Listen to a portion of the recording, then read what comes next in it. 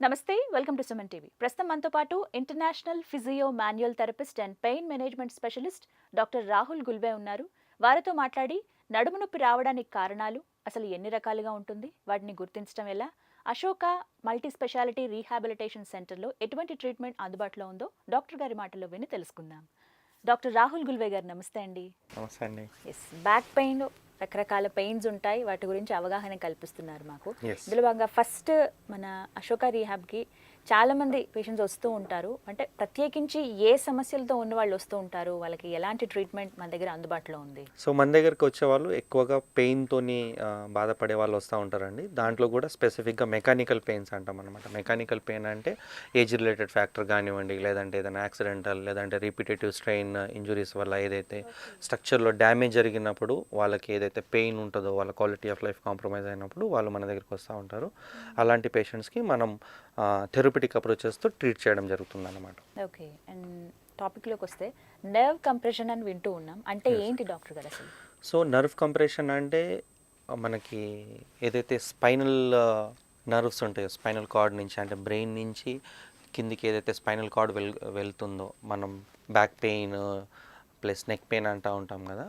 So దాంట్లో ఏదైతే స్పెసిఫిక్గా నర్వ్ రూట్ ఉంటుందో అది కంప్రెస్ అవ్వడం వల్లనో, లేదంటే ఏదైతే వర్టిబ్రాలో స్పైనల్ కెనాల్ ఉంటుంది కదా, అది కంప్రెస్ అది నేరో అవ్వడం వల్లనో, నర్వ్ రూట్ ఎప్పుడైతే ఇంపింజ్ అవుతుందో అప్పుడు దానివల్ల వచ్చే రిఫరల్ పెయిన్నే నర్వ్ పెయిన్ కింద కన్సిడర్ చేస్తాం. అంటే నర్వ్ పెయిన్ ఎలా ఉంటుందంటే, ఇప్పుడు చాలామందికి సపోజ్ నడుములో కనుక నరం నొక్కుకుపోయినప్పుడు కింద కాళ్ళు లాగడము, లేదంటే మంటలాగా రావడం, తిమ్మిరిలాగా రావడము, లేదంటే పుల్లింగ్ పెయిన్ అంటాం అన్నమాట. సో ఇది చాలా సివియర్గా ఉంటుంది.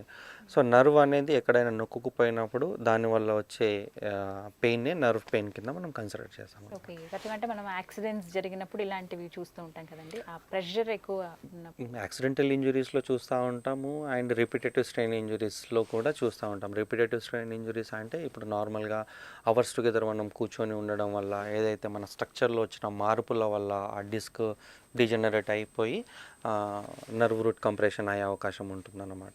లేదంటే అక్కడ ఆ టన్నల్ చిన్నగా అయినప్పుడు కూడా నర్వ్ రూట్ కంప్రెస్ అయ్యే అవకాశం ఉంటుంది. ఓకే, సో ఇవి రీజన్స్ దానికి. Yes. And narrowing of spinal canal అంటూ ఉంటారు, అంటే ఏంటండి? సో స్పైనల్ కెనాల్ అంటే ఇప్పుడు మనకు వర్టిబ్రాస్ నుంచి ఏదైతే టనల్ ఉంటుందో, మనకి ఇంతకుముందు చెప్పినట్టుగా మన వర్టిబ్రాస్ నుంచి మన ఏదైతే బ్రెయిన్ నుంచి కిందికి స్పైనల్ కార్డ్ వస్తూ ఉంటుంది. సో ఆ డిస్క్ మధ్యలో సస్పెన్షన్ లాగా పనిచేస్తూ ఉంటుంది కదా. ఆ డిస్క్ ఎప్పుడైతే కంప్రెషన్ అవ్వడం జరుగుతుందో, దాంట్లో ఉండే లిక్విడ్ ఏదైతే ఉంటుందో ఆ లిక్విడ్ అక్కడికి వచ్చి ఏదైతే కెనాల్ ఉంటుంది కదా, ఆ టన్నల్ దాన్ని ఫుల్ఫిల్ చేస్తుంది అన్నమాట. సో దానివల్ల ఆ కెనాల్ అనేది చాలా చిన్నగా అయిపోతుంది. దానివల్ల కూడా మనకి నర్వ్ రూట్ ఇంపింజ్మెంట్ అయ్యే అవకాశం ఉంటుంది. ఓకే, సో అంటే ఇవి రీజన్ సార్, వీటికి కారణం ఏముంటుంది? ఇది కూడా మనం ఏజ్ ఫ్యాక్టర్ కింద కన్సిడర్ చేయొచ్చు, లేదంటే వాళ్ళ పోస్చర్, లేదంటే ఇప్పుడు మనకు ఆస్టియోపోరోటిక్ కానివ్వండి, లేదంటే యాక్సిడెంటల్ ఇంజురీస్ అవనివ్వండి. సో రీజన్స్ చాలా స్పెసిఫిక్గా ఉంటాయన్నమాట. మనం ఇది దీనివల్లనే అయింది అని అనడానికి ఉండదు, కానీ రీజన్స్ అయితే చాలా ఉండే అవకాశం ఉంటుంది. మన నేచర్ ఆఫ్ జాబ్ కానివ్వండి, చాలా రీజన్స్ ఉండే అవకాశం ఉంటుంది. అంటే మన లైఫ్ స్టైల్, మనం ఎలా ఉన్నాము అనే దాన్ని బట్టి కూడా డిపెండ్ అయ్యాం. అది కూడా ఏంటంటే అండి, ఇప్పుడు మనము చాలామందిని చూస్తూ ఉంటాం కేసెస్లో. కొంతమంది అవర్స్ టుగెదర్ ఇప్పుడు 8-10 అవర్స్ 12 అవర్స్ కూడా కష్టపడుతూ ఉంటారు. వాళ్ళు 50-60 ఇయర్స్ వచ్చినంత వరకు కూడా కష్టపడుతూ ఉంటారు. కానీ కొంతమందికి ఏం కాదు. కానీ కొంతమందికి జస్ట్ ఒక 30-35 ఇయర్స్లోనే సివియర్గా లోపల స్ట్రక్చర్లో చేంజ్ రావడం జరుగుతుంది. సివియర్గా పెయిన్ రావడం, లోకల్ పెయినే కదా, రిఫరల్ పెయిన్ ఇంతకుముందు మనం అన్నట్టుగా నర్వ్ రూట్ ఇన్వాల్వ్ అవ్వడం కూడా జరిగే అవకాశం ఉంటుంది. సో స్పెసిఫిక్గా ఇప్పుడు ఏజ్ గురించి చూసుకొని ఉంటే కనుక అదే ఏజ్లో రాకూడదు ఆ ప్రాబ్లం. కానీ ఇవాళ రేపు మనం ఇది దీనివల్ల వచ్చింది అని అనుకోవడమే తప్ప దీనివల్లనే వచ్చింది అని స్పెసిఫిక్గా చెప్పడానికి అయితే లేదు. అది జస్ట్ వాళ్ళ నేచర్ ఆఫ్ ఇది అనుకోవచ్చు మనం, వాళ్ళ నేచర్ ఆఫ్ బాడీ.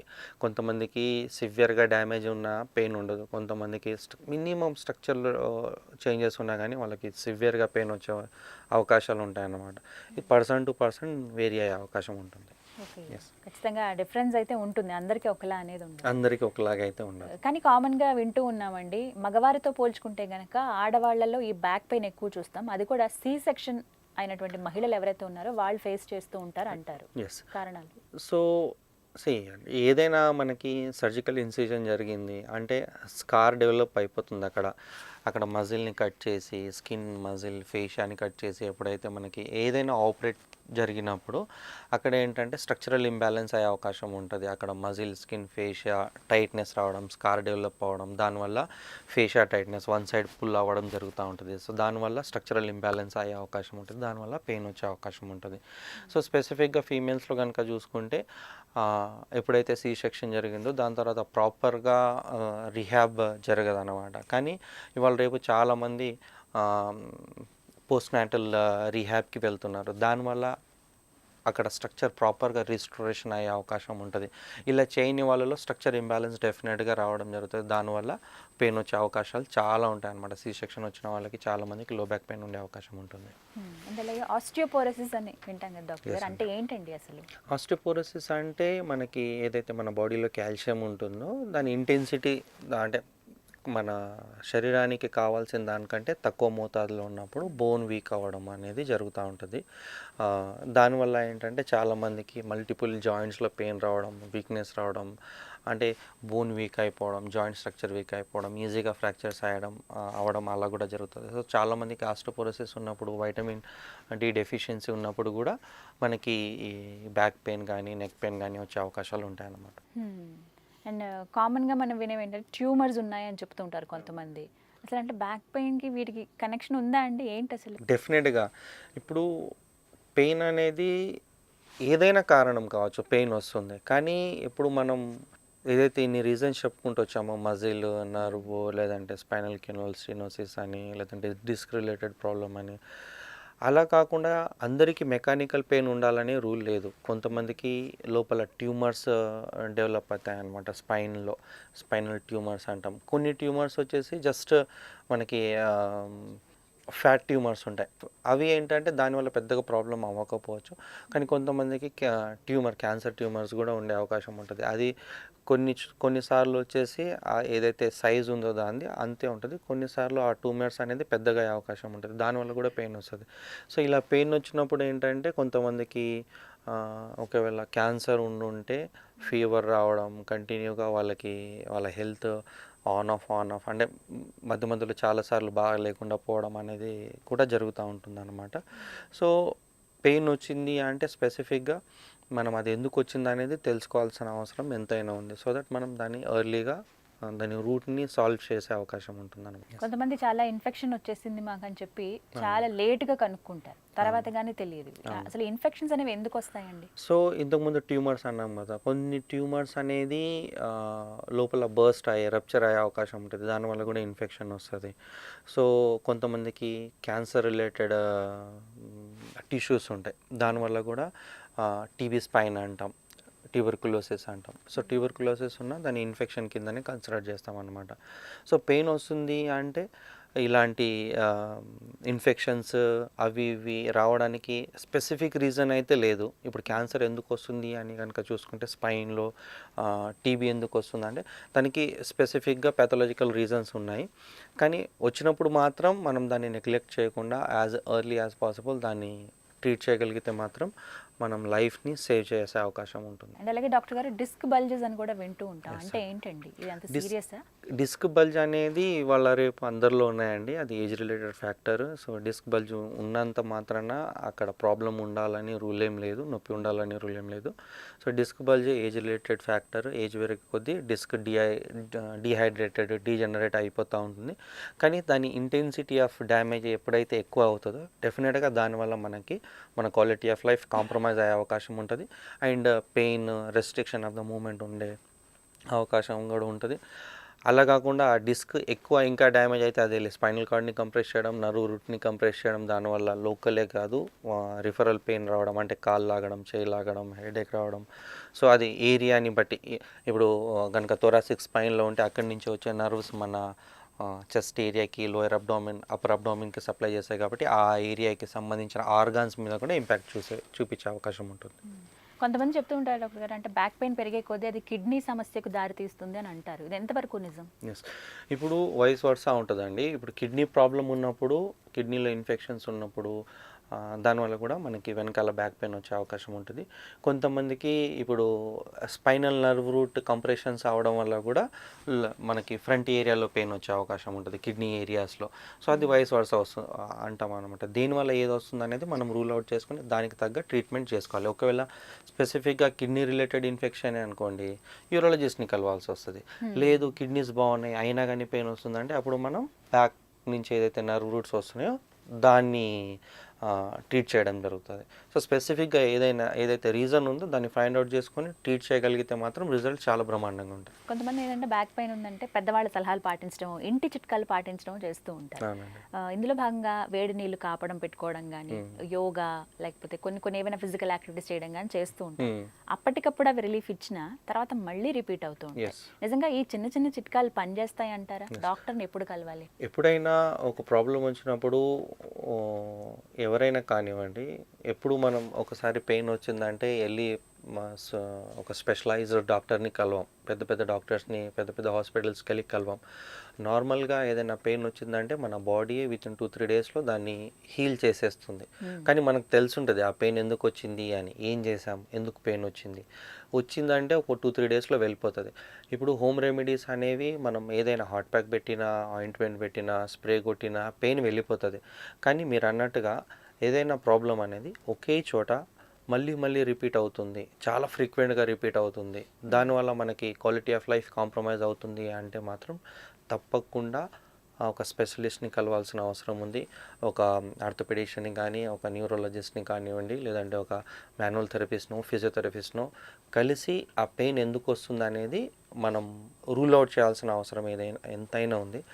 అండ్ ఎప్పుడైతే మనం వాళ్ళ దగ్గరికి వెళ్ళాము, వాళ్ళు ఏదైనా ట్రీట్మెంట్ ఇచ్చారు, ట్రీట్మెంట్ అంటే మెడిసిన్స్ కానివ్వండి, లేదంటే ఏదైనా ఆయింట్మెంట్స్ కానివ్వండి, అవి వేసుకున్న తర్వాత తగ్గింది, కానీ ఆ కోర్స్ ఏదైతే ఇచ్చిన కోర్స్ ఉందో అది అయిపోయిన తర్వాత మళ్ళీ పెయిన్ వస్తుంది అంటే మాత్రం డెఫినెట్గా ఎంఆర్ఐ కానివ్వండి, దానికి రిలేటెడ్ ఏదైతే ఇన్వెస్టిగేషన్స్ ఉన్నాయో అవి చేయాల్సిన అవసరం ఉంటుందన్నమాట.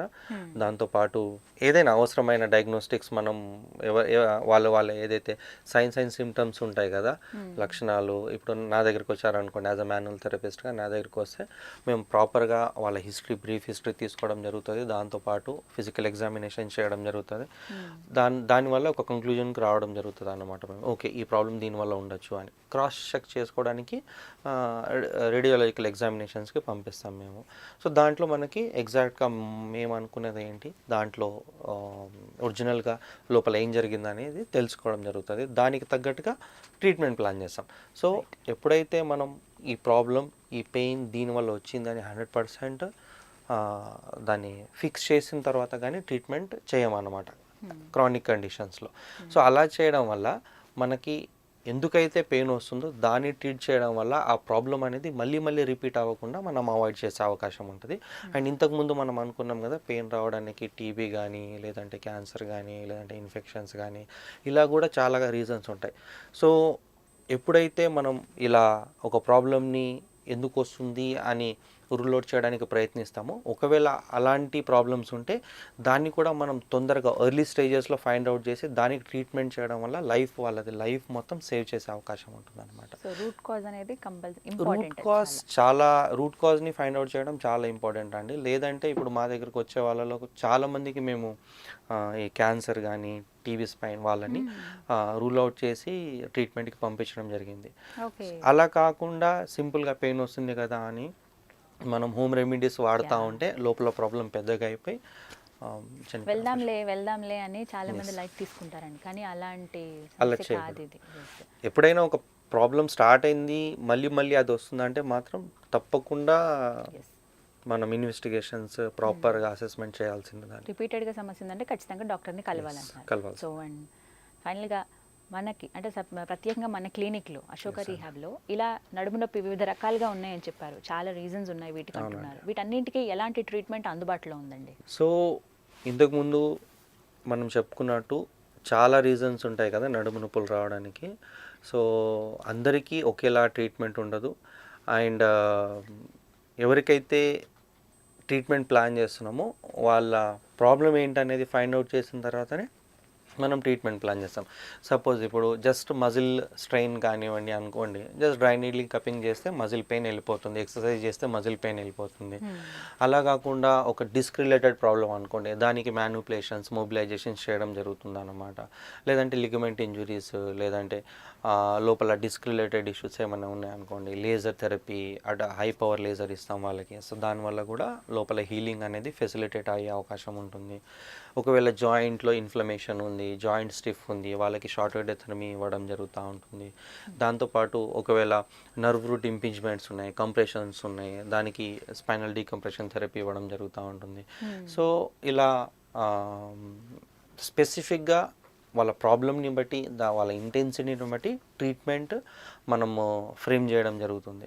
సో ఎప్పుడైతే మనం ఎగ్జాక్ట్గా ఆ ప్రాబ్లమ్కి ప్రాపర్ ట్రీట్మెంట్ ఇవ్వడం వల్ల వాళ్ళ ప్రాబ్లం తగ్గిపోయే అవకాశం ఉంటుంది. And at the same time ఆ ప్రాబ్లం మళ్ళీ రిపీట్ అయ్యే అవకాశాలు కూడా చాలా తక్కువ ఉంటాయి అన్నమాట. రైట్. సో చక్కటి ట్రీట్మెంట్ అందుబాటులో ఉంది, అందరూ ఈ అవకాశాన్ని సద్వినియోగపరచుకోవాలి. Right, thank you so much doctor గారు. నమస్తే అండి. నమస్తే అండి, థ్యాంక్ యూ. సో చూస్తున్నారు కదా, అశోక మల్టీ స్పెషాలిటీ రీహాబిలిటేషన్ సెంటర్లో నడుము నొప్పి ఉన్న వారికి చక్కటి ట్రీట్మెంట్ అందుబాటులో ఉంది. ఎటువంటి మెడిసిన్ కానీ సర్జరీ కానీ అవసరం లేకుండా ఫిజియోథెరపీతోనే మీ రోగాన్ని నయం చేస్తారు. అండ్ దాంతోపాటుగా మీకు ఎటువంటి సమస్య ఉన్నా డైరెక్ట్గా వెళ్ళి డాక్టర్ గారిని కలవచ్చు. ముందుగా అపాయింట్మెంట్ తీసుకోవచ్చు. స్క్రీన్ మీద మీకు కనిపిస్తున్న నెంబర్స్ ఏవైతే ఉన్నాయో వాటికి కాల్ చేస్తే Ashoka multi speciality rehabilitation centre వారు స్పందిస్తారు. నెంబర్స్కి తగ్గగా మీరు ఎటువంటి డాక్టర్తో ట్రీట్మెంట్ తీసుకోవాలనుకుంటున్నారో, మీ సమస్య ఏంటో వాళ్ళకి చెప్పొచ్చు. నేరుగా వెళ్ళి డాక్టర్ గారిని కలుద్దాం అనుకుంటే కనుక ఏఎస్ రావు నగర్ అలాగే జూబ్లీ హిల్స్లో మనకి బ్రాంచెస్ అందుబాటులో ఉన్నాయి. ఇది వాళ్ళ వీడియో. నమస్తే.